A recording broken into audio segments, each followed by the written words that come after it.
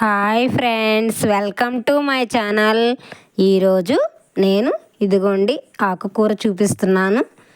ఈ ఆకుకూరని చెంచలాకు అంటారు. ఇదిగోండి ఇలా కొంచెం పూతలు పూసి ఇలా ఉంటుంది. పెద్ద చెట్టు అయితే, చిన్నదైతే పూత ఉండదు.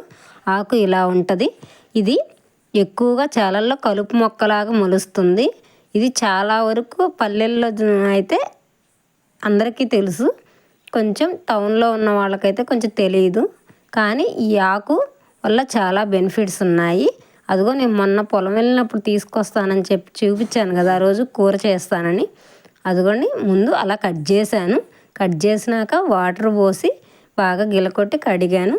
కడిగి ఒక దబర్లో ఆకు వేశాను. తర్వాత పచ్చిమిర్చి, టమోటా, ఎర్రగడ్డ వేశాను.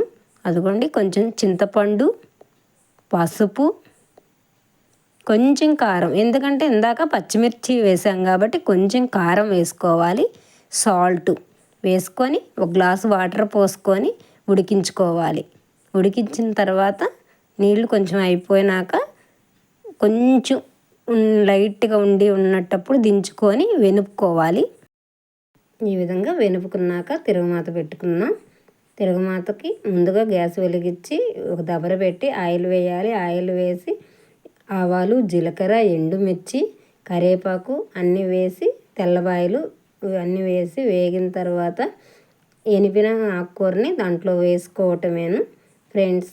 ఇంతే, ఎంతో రుచికరమైన చెంచలాకు కూర రెడీ. మా వీడియో మీకు నచ్చినట్లయితే లైక్ చేయండి, షేర్ చేయండి. Bye friends.